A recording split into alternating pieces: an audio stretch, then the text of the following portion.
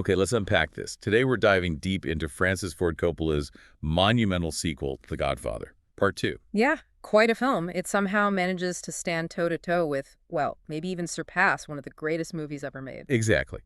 And for this deep dive, we've sifted through quite a stack of sources, Reddit threads, blog reviews, some really insightful essays. Mm-hmm.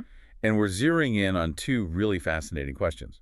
First, how on earth was this incredibly complex film made so quickly after the original? That's a good question. And second, why does it still resonate so deeply? We're talking its thematic power, especially like how it holds up a mirror to American history and maybe the shaky ground of American idealism sometimes. So yeah, our mission here is to take you on a journey through these sources, get you quickly informed on the, let's say, practical magic behind how fast it came together. And the profound reasons it still hits hard. Looking at family, power, national identity, all through Coppola's lens. Think of it as your shortcut to understanding the buzz around the making and the meaning of Godfather Part II. Right. Let's jump in. So the very first thing that jumps out from the sources is this question. How did they pull this off so fast? Right. The original Godfather, that premiered March 72, and Part 2 was in theaters by December 1974. Wow.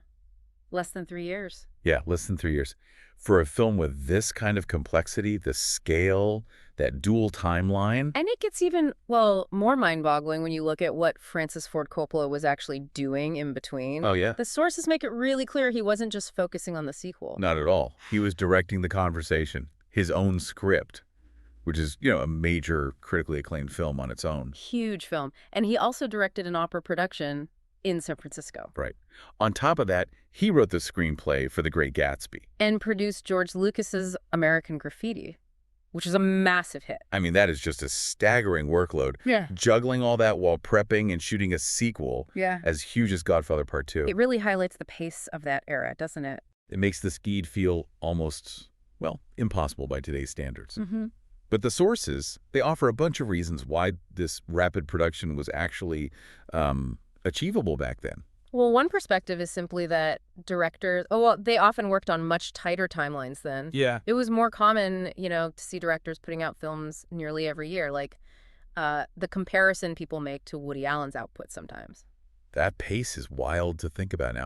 Another huge factor, everyone points to this, is the sheer, undeniable success of the first movie. Oh, absolutely key. With that kind of hit, the sources say you could get almost everyone back. Right. Continuity, in front of the camera, behind the camera, that would definitely speed things along. Mm-hmm. Though, there were exceptions. Brando didn't come back. Richard Castellano, Clemenza, he didn't return either. True.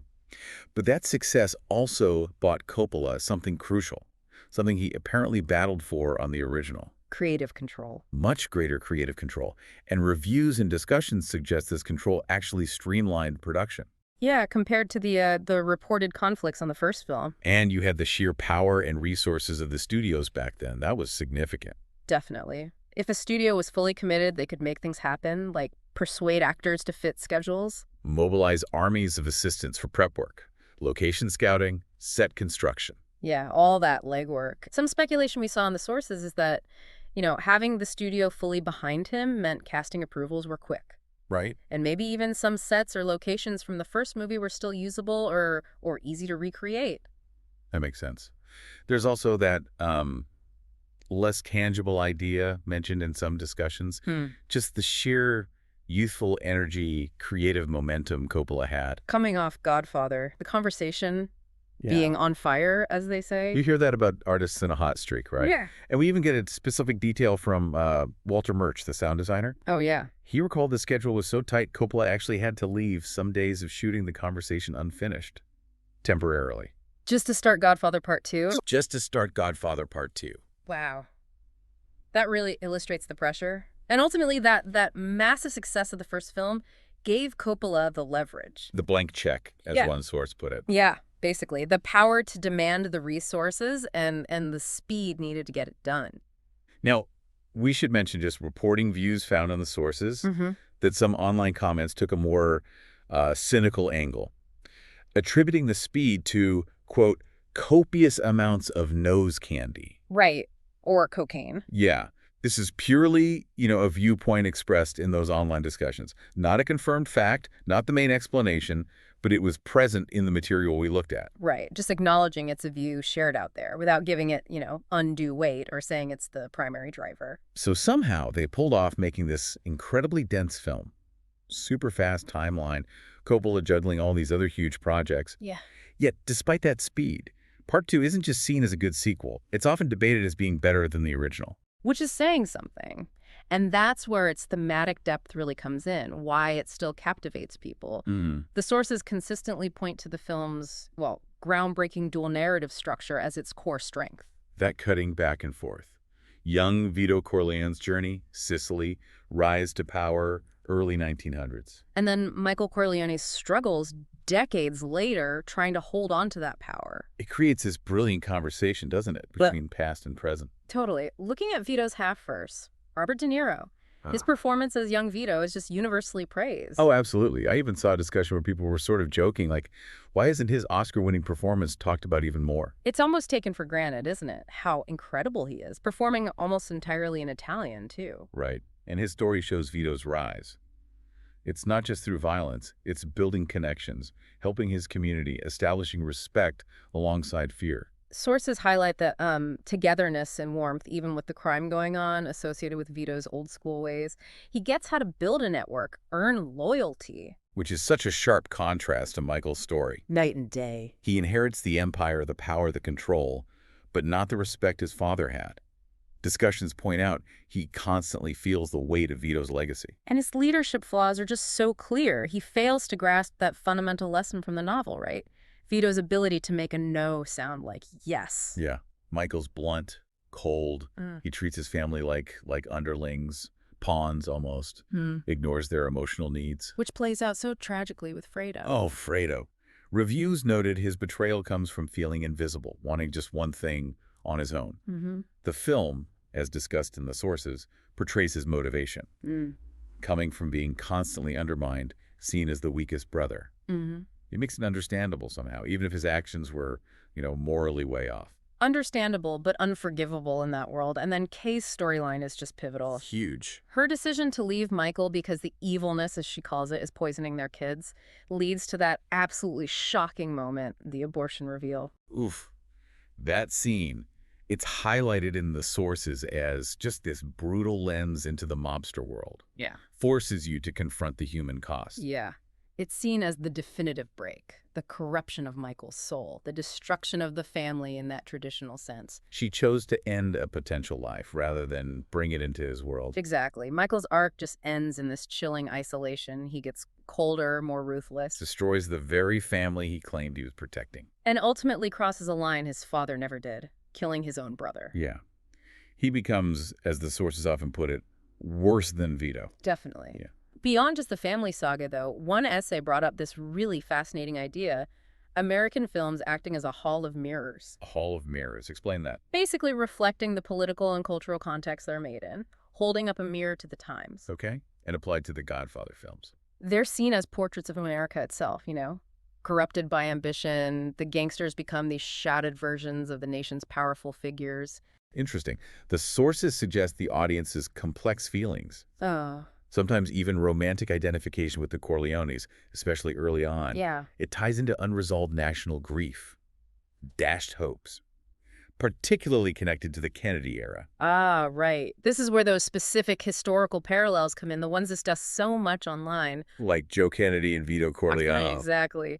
Both making fortunes through, let's say, questionable means like bootlegging. Having powerful sons, seeing sons die tragically. Reluctant inheritors like JFK and Michael. And then the connections woven into the story like Sinatra figures, events in Cuba.